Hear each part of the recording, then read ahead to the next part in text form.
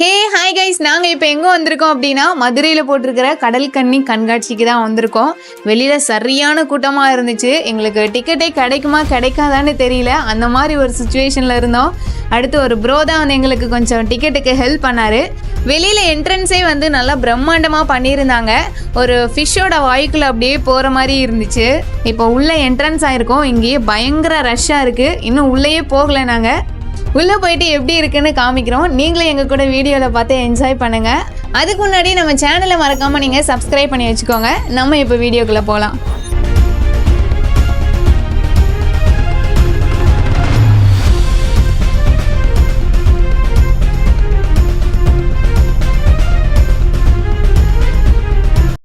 உள்ளே என்ட்ரானதுமே ஒரு கண்ணாடி பெட்டிக்குள்ள குட்டி குட்டி மீனா பிடிச்சி போட்டிருந்தாங்க. பாக்குறதுக்கு வந்து ஒரு கடலுக்குள்ளேயே என்ட்ரான மாதிரி இருந்துச்சு.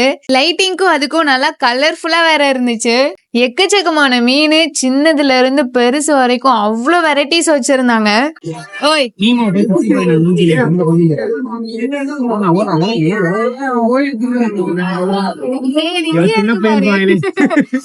இங்க பாரு, இல்ல ஏழை இப்படி பண்றியா? கிறுக்கு மெண்டல் பயிலுலா.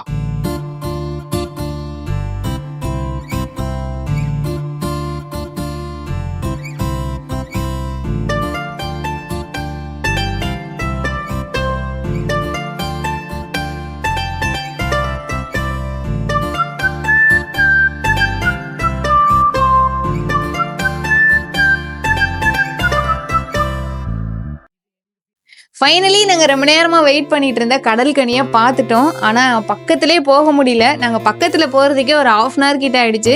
அந்த அளவுக்கு க்ரௌடு அதிகமாக இருந்துச்சு. வேற எவ்வளோ நேரம் ஆனாலும் கடல் கனியை பார்த்துட்டு தாண்டா வீட்டுக்கு போவோம் அப்படின்னு ரொம்ப நேரம் வெயிட் பண்ணிகிட்டே இருந்தோம். ஒரு வழியாக அப்படியே உள்ளே புகுந்து போய் பக்கத்தில் போய் கடல் கனியையும் பார்த்தாச்சு. எப்படிதான் இவங்க இவ்வளோ நேரம் தண்ணியிலே இருக்காங்கன்னு தெரியல. உள்ளேயே நல்லா டான்ஸ் வேற ஆடிட்டு இருந்தாங்க.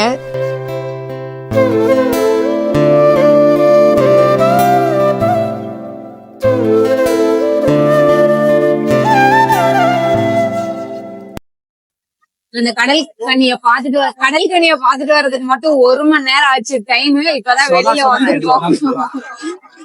கடற்கனியை பார்த்துட்டு அப்படியே இன்னும் உள்ளே போகணும்னா நிறைய குட்டி குட்டி கடையாக இருந்துச்சு.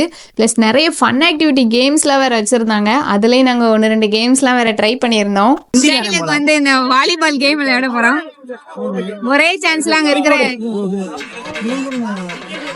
எல்லாத்தையும் போட்டு தள்ளனா பிரைஸ்.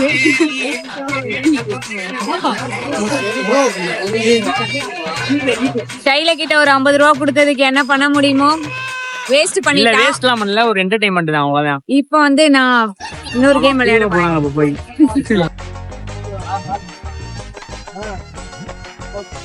நீங்க வா, நான் விளையாட போறேன். ஆமா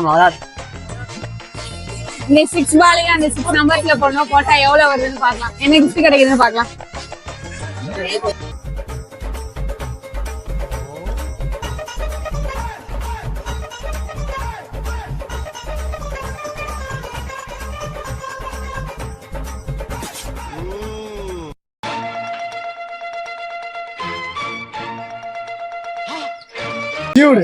யார் யூஸ் பண்ணது தெரியுமா? மூஞ்சிய காட்டாத. இது மட்டும் இல்லை, இன்னும் நிறைய ஃபன் ஆக்டிவிட்டி கேம்ஸ்லாம் இருந்துச்சு. நாங்கள் வந்து ஒரு 2 தான் ட்ரை பண்ணியிருந்தோம். போதும்டா, காசை எவ்வளோதான் செலவு பண்ணுறது அப்படின்னு 90s முட்டாயின்னு ஒரு கடை வச்சுருந்தாங்க. அங்கே தான் போனோம். 90s கிட்ஸ்னாலே ஃபர்ஸ்ட் நமக்கு ஞாபகம் வர்றது 90s முட்டாய் தான்.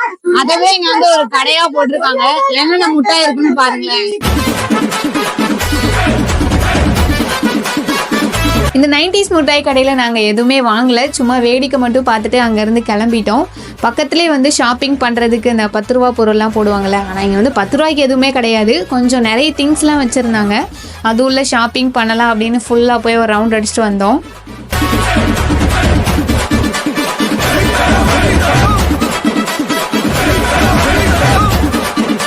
இங்கே வந்து நாங்கள் எதுவுமே பர்ச்சேஸ் பண்ணலை. இங்கே வந்திருக்கோம், எல்லாத்தையுமே நாங்கள் சுற்றி பார்த்தோம்னு சொல்லணும்ல, அதுக்காகவே சும்மா சுற்றிட்டு இருந்தோம்.